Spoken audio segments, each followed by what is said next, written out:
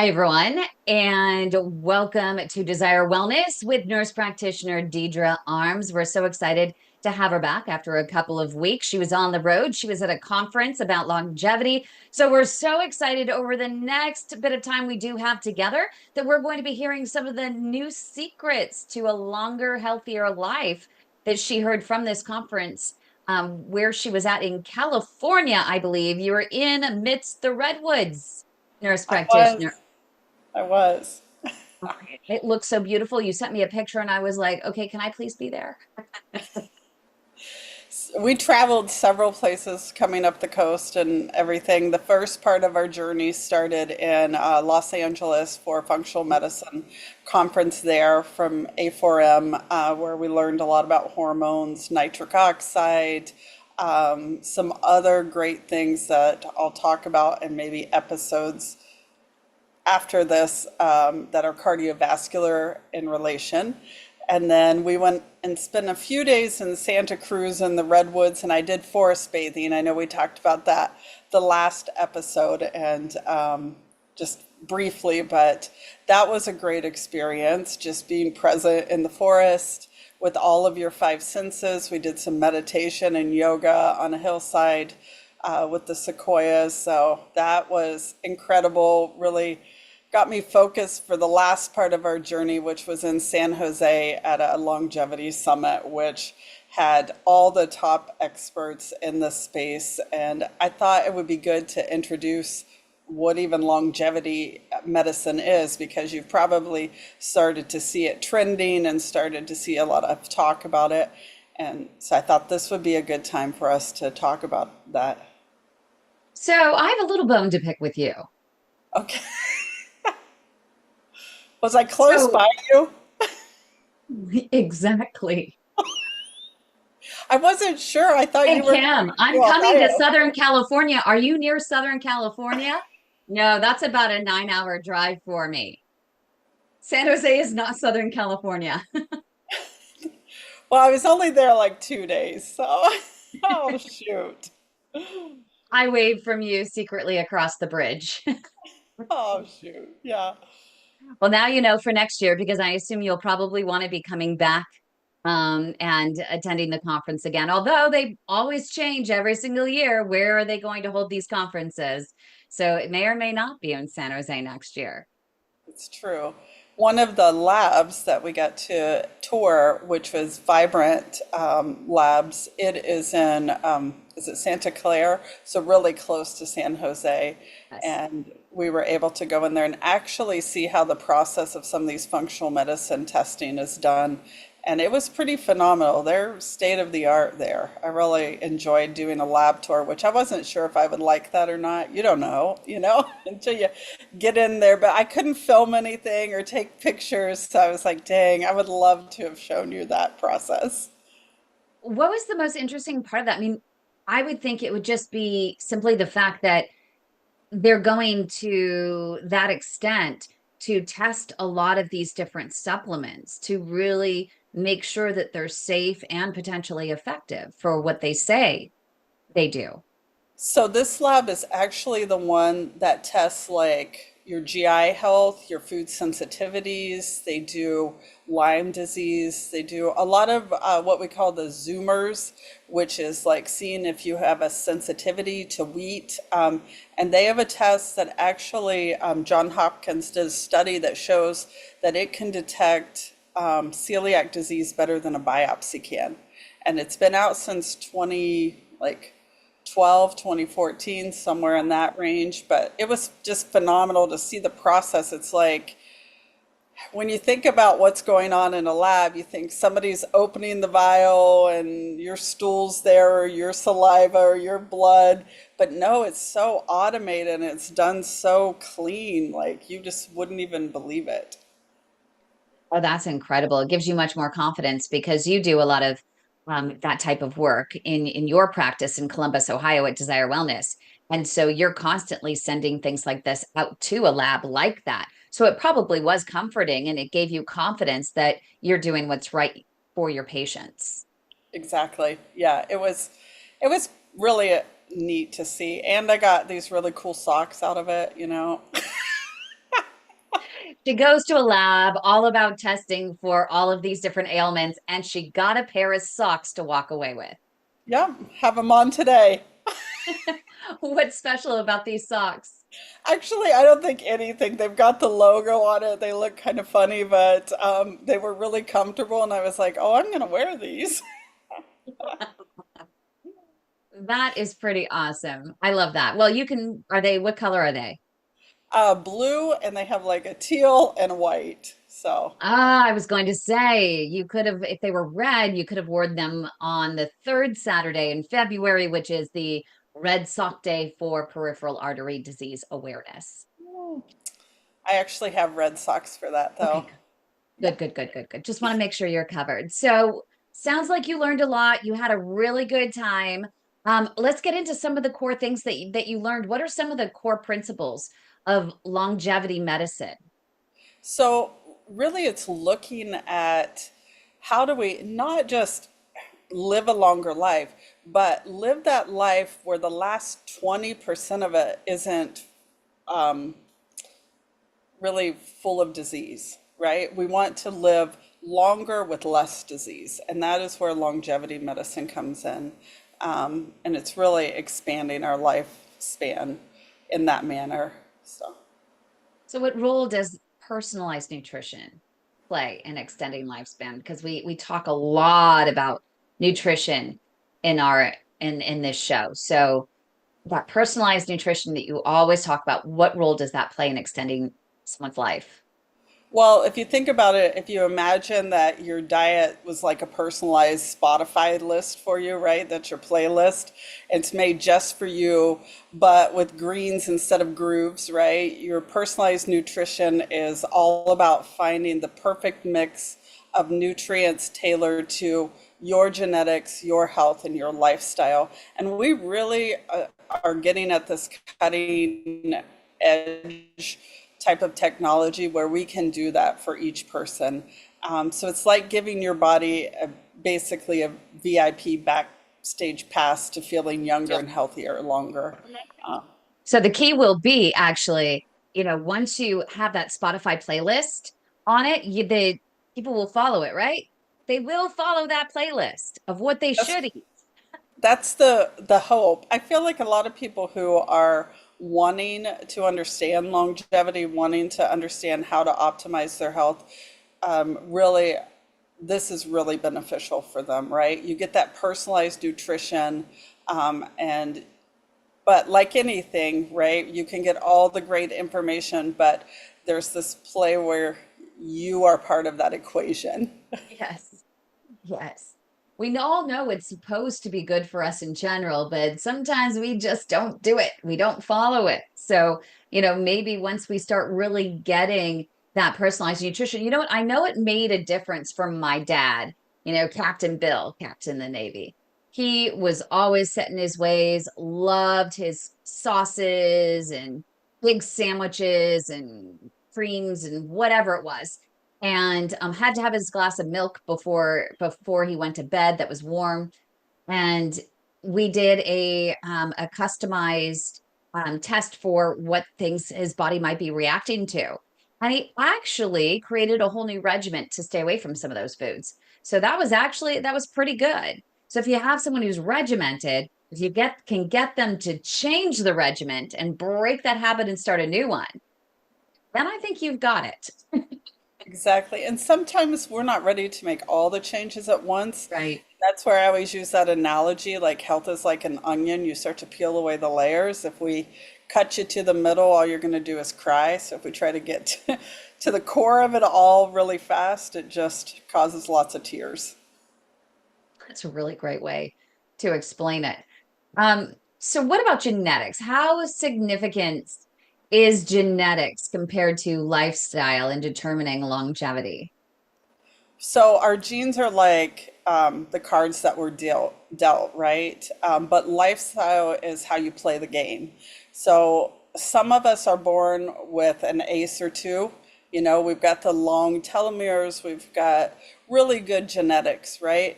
But most of the game is still about making smart choices, making the right choices in our lifestyle, whether it be diet, whether it be exercise, whether it be managing your stress.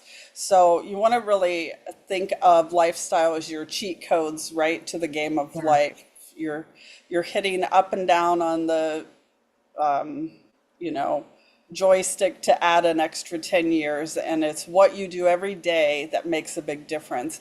And so never underestimate those small changes that you can make in the day for like feeling better longer in your life and having a more vibrant life. It's interesting because you have someone like, if you remember the comedian George Burns, he was very famous because he loved to drink, he loved to smoke his cigars, and he lived what into his 90s or something. And we have people here that literally they'll smoke for 5 years and they end up with peripheral artery disease or they end up with cancer or something like that. And it's just, not that anyone, right, should be taking up, smoking, but it's interesting how genetics can I think play a role in things like that. It's just like you have some people that, like my dad, he could eat a whole bunch of junk. He didn't have his onset of heart disease until he was 78 years old. That was the onset.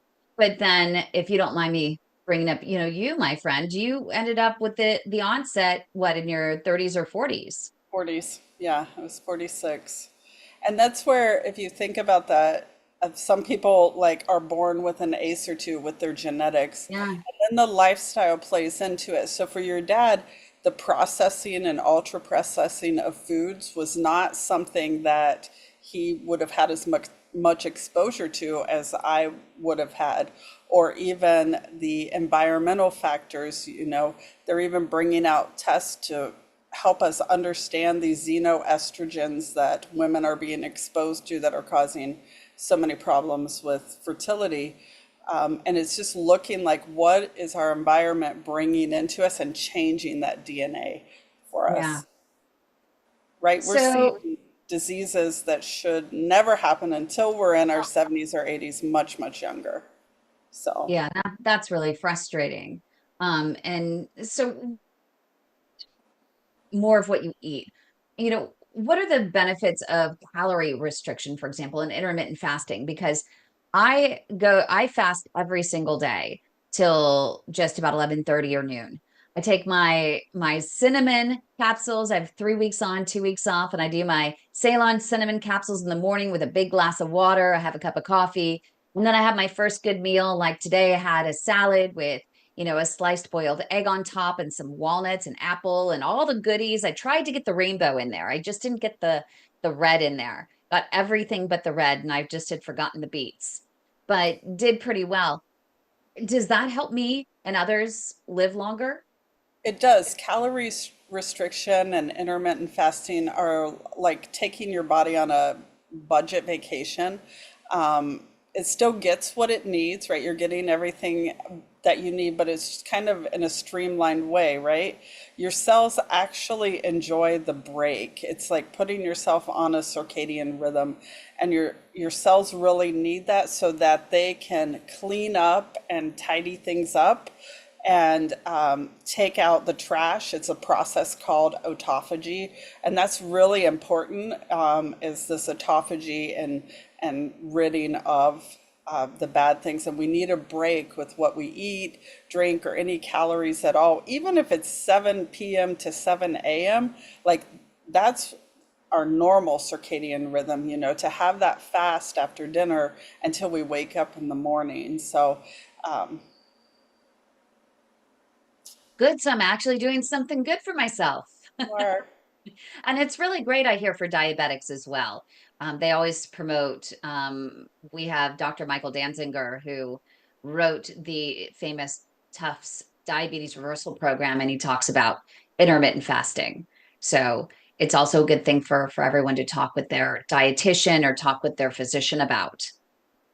And an important piece to that is when you break the fast, the first meal that you eat after that, what's really important is for you to get a good source of protein. And so we're looking at about 30 grams of protein at that meal, and you want it to be a really clean source of protein. We talk about the grass-fed, grass-finished beefs, or if you're doing some sort of fish or turkey or beans or a protein powder, like a really clean source of protein, 30 grams when you're breaking that fast is ideal, and especially for a diabetic. Oh, good to know. Thank you for that. Um, how is emerging technology shaping longevity medicine?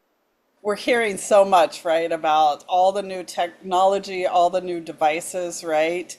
Yep. Um, it's kind of like we suit up every day with our watches and our continuous glucose monitors, and we use these wearable devices to give us real-time data and updates so that we can take action on what we're seeing. And the perfect one is like the continuous glucose monitors. I think of that a lot because we're able to see how stress affects us, see how our not sleeping well affects us, and even our diet. So that's a great one. You see people wear the Aura rings a lot now, where they're really managing their, like, how much sleep are they really getting? Are they getting into REM sleep, where that's that deeper restorative sleep?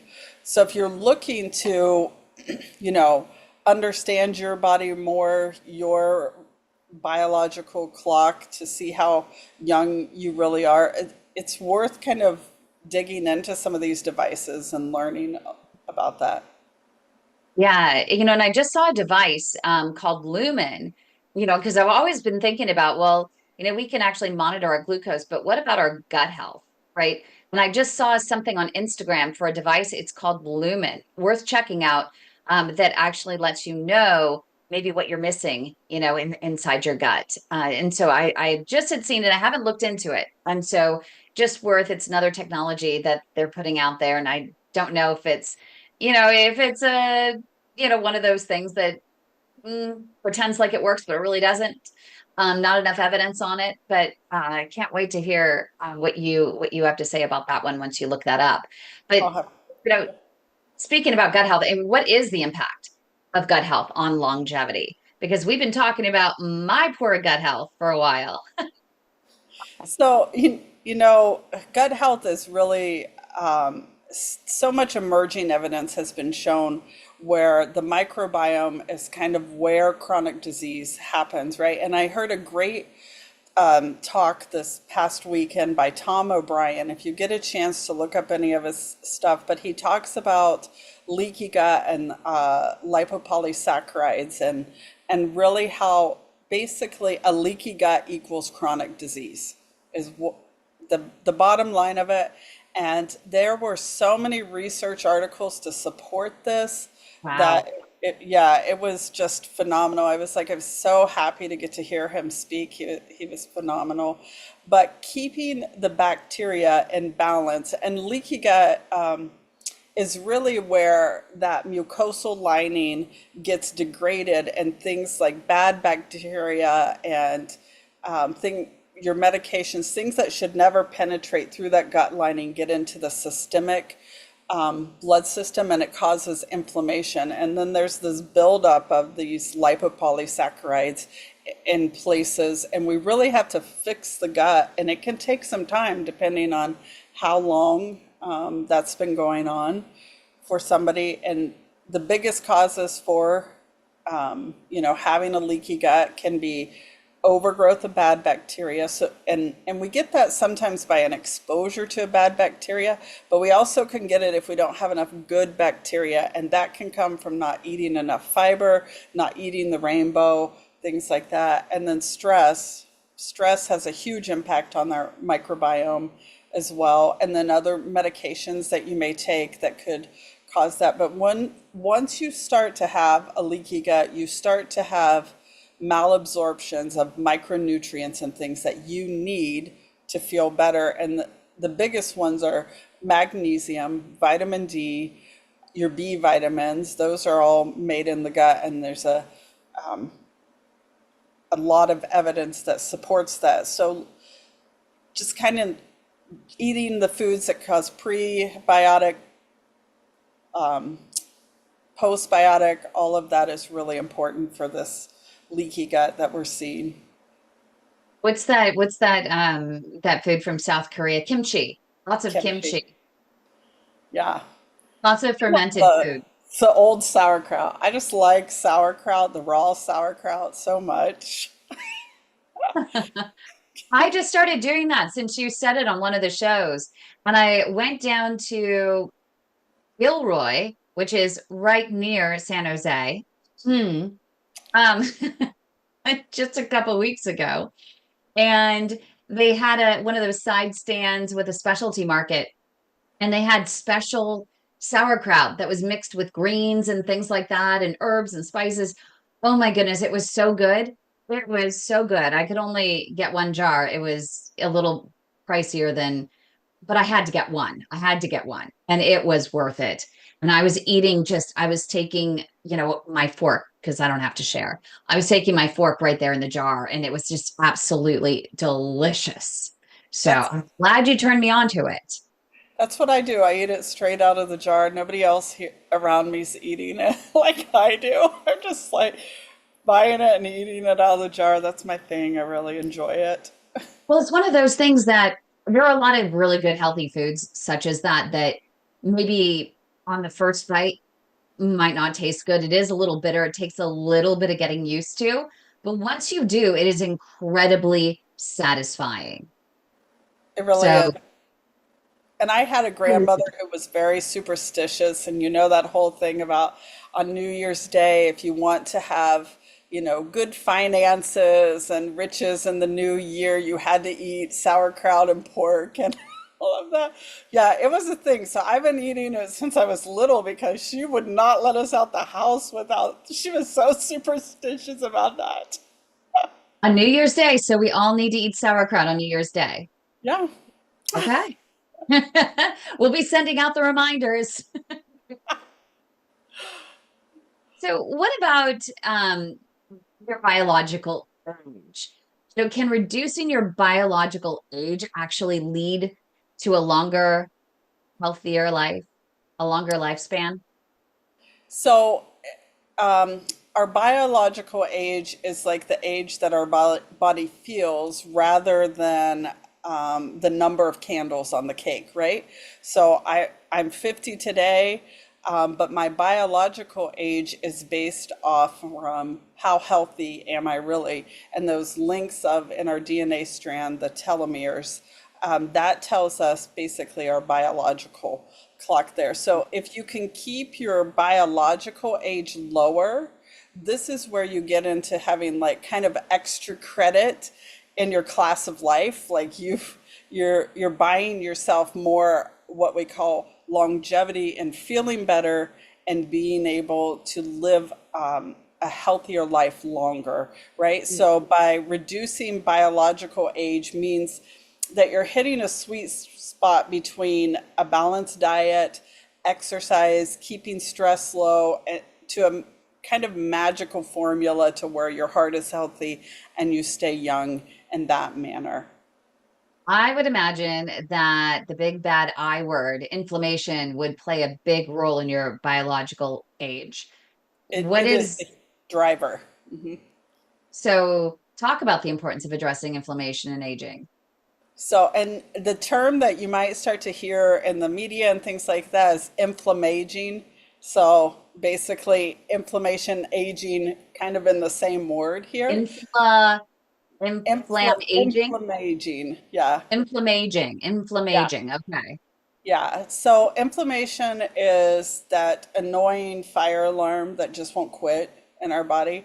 It just continues to, we might notice first that our knee is sore, or we might notice that we're having some gut problems, or we have joint pain here, or today it hurts to get out of bed, things like that. Those are all inflammation or that fire alarm going off that won't quit, right? It's constantly signaling that something in our body is aflame, right? And chronic inflammation and anything chronic is more than 4 months, right? So when we have an acute injury, that should improve, but chronic inflammation speeds up our aging, right? So when we cool the flames by working on leaky gut, by giving our body what it needs, those foods rich in antioxidants, giving, exercise and reducing our stress, it's like we start to damp down that fire, and we keep things so that we're balanced in our life, and we're able to do the things we like. We don't roll out of bed feeling pain. We're not having knee pain every day that prohibits us from a walk or enjoying things that we like to do. And I would imagine that also intermittent fasting could help with that because you're giving your body a break as well.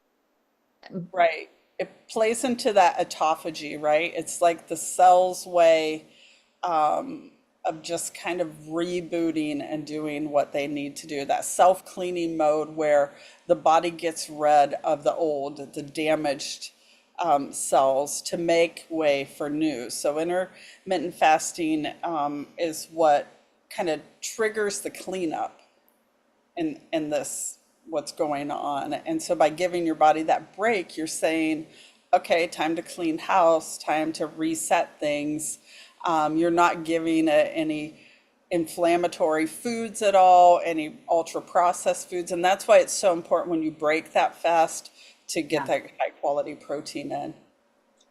So, our favorite topic on this show, the number one thing we get asked about all the time, supplements. So, what are some of the supplements and natural things trending right now in the longevity space? Well, so you'll be surprised at some of these, right? Well, one of them is like just simple quercetin, which is from the skins of onion and garlic and things like that. So that's a really great supplement to be adding and cooking with onions, cooking with garlic, things like that.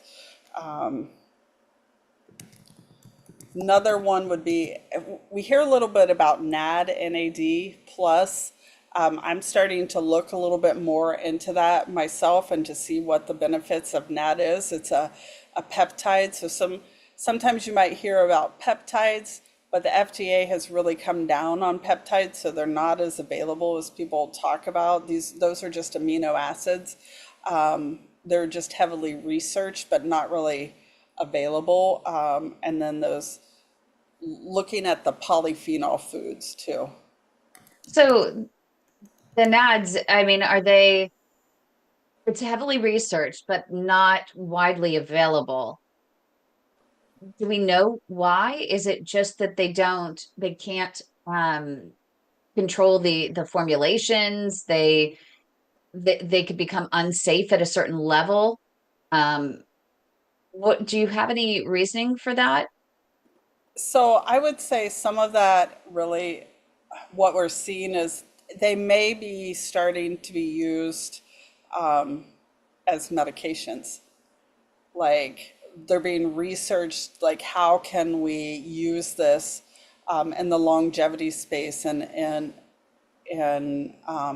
disease states. And one of them that I learned about, and I don't know a whole lot about it, just briefly, were some of the cancer medications that they're using. And they actually have some of these peptides in them and are showing, like in the research, basically lengthening of telomeres, and that's the whole thing. Lengthening of a telomere in the body shows longevity. It lengthens your age, like biological age. So, because the pharmaceutical companies see value in their billions, our little supplement companies can't get a hold of them. Yeah, possibly. I don't want to I don't want to assume the whole thing, but that's what it's sounding like. Yeah, we don't know. Anything at the conference, just as we wrap up here, anything at the conference that you were disappointed that maybe they didn't talk about enough that you still want to learn more about?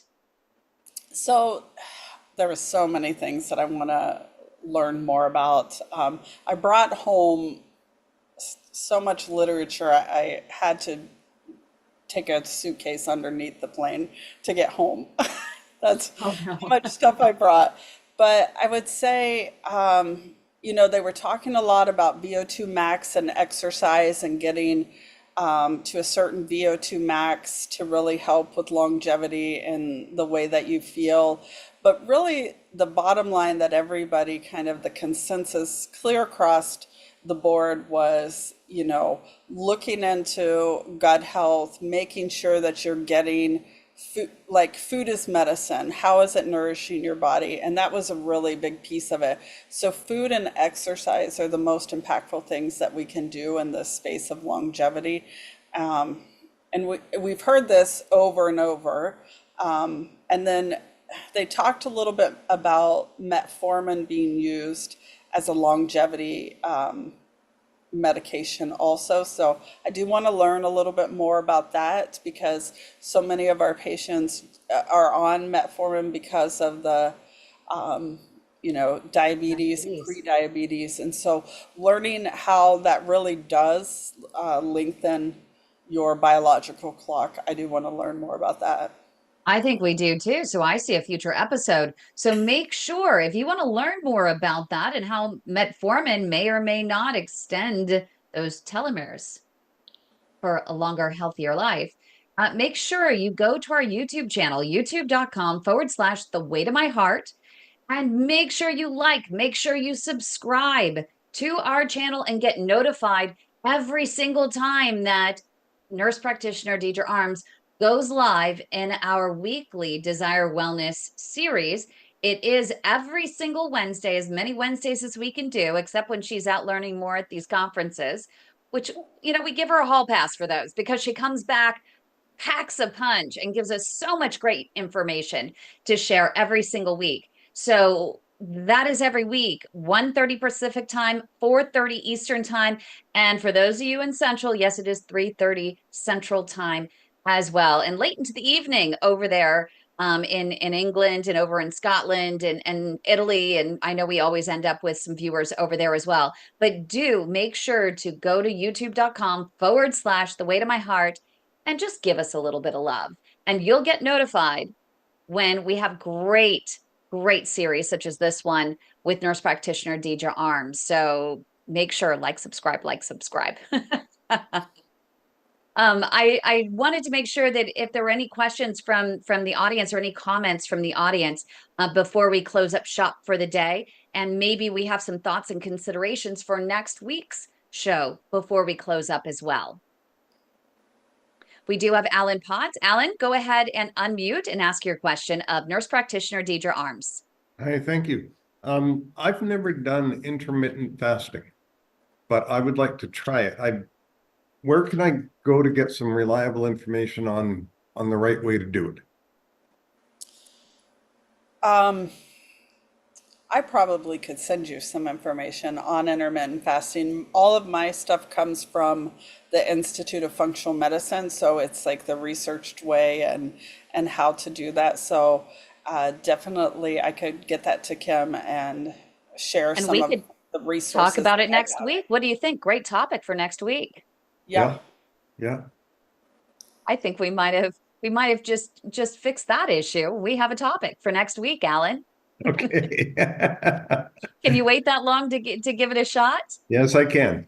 Yes, I Oh, can. fantastic. Thank you for bringing that up. That's such an important question because also, if you go onto social media, they have a lot of ads for different programs Yeah. with intermittent fasting, and they talk about intermittent fasting being different based on your metabolic type.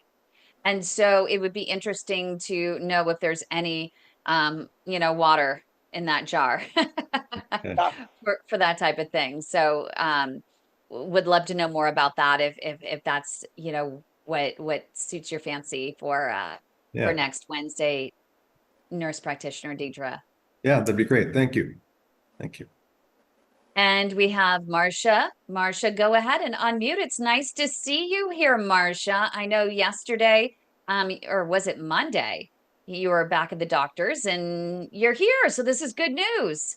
Yeah, I'm catching the tail end, excuse me, the tail end of this, it seems. And I've had this question on my mind for a long time, and I've just never gotten back to you, Deidre, about this. I don't even know if it's on topic or not, but I was very curious about using L-arginine as a supplement to help put nitric oxide back into the bloodstream. Nitric oxide. You see a big smile erupts on nurse practitioner's Deidre's face because it was just what we were talking about before we went on the show, because she and I are both trying out a new product with Well, nitro. good. Synchronicity. I love it.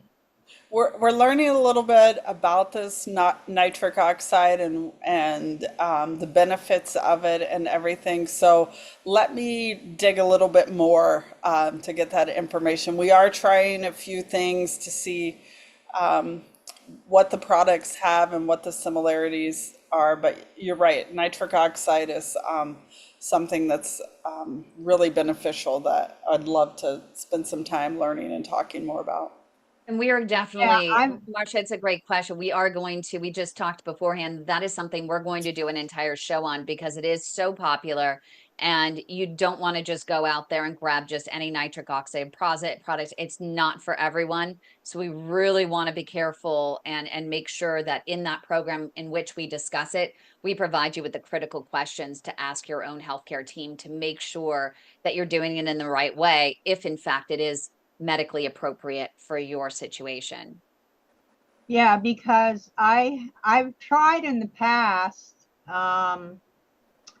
It's like a powder form, and it's flavored even a little bit, so it's not too awful to drink down.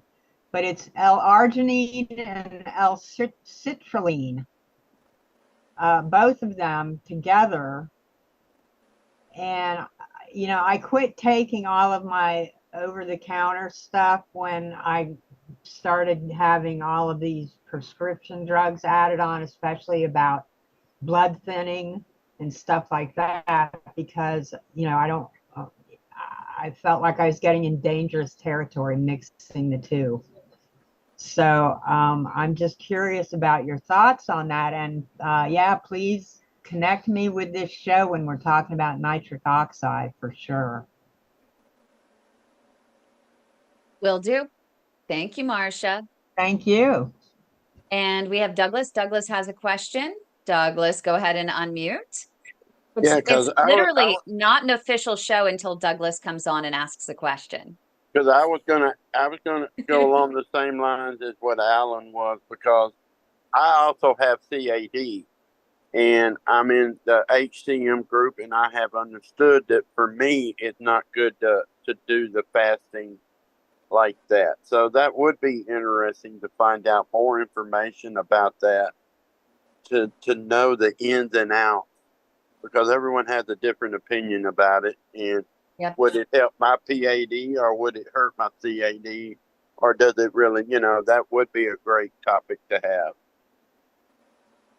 It is definitely something, right, Deidre, that we were talking earlier in the show, that a lot of endocrinologists suggest it and dietitians suggest it for diabetics. So if you are a type 2 diabetic or even pre-diabetic, it might be something to have that discussion, with a dietitian that has access to your medical records and can determine if it is in fact right for you and the right way to go about it. I have my brother that will go 3 days according to his cardiologist.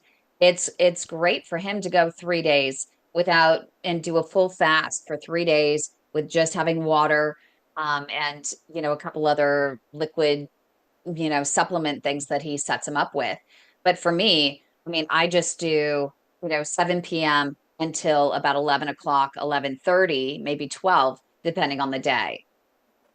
Right, and each way to intermittent fast takes like you will want to take in consideration of any disease process that we're discussing. So I'll probably talk more on the safest ones, and then we can get into some of the longer ones and what those can do. But before you would ever do any longer fast of an intermittent fast like your brother does, we definitely want to involve your practitioner and Yes. talk to them about that.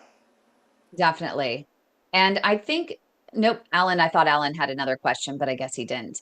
But that is something. So we'll talk more. It sounds like we've hit a hot button there when it comes to intermittent fasting. So I think that is a good topic. What do you think? Should we go for it for next week, or did you have something else in mind from the conference? And then we can plan for intermittent fasting a few weeks down the road. No, this will be good. This will be a Okay. great, so. It'll be a great way to put to use the information that you learned on intermittent fasting and actually force you to go back into all of those things into that suitcase that went under the plane with all of the goodies about intermittent fasting in there.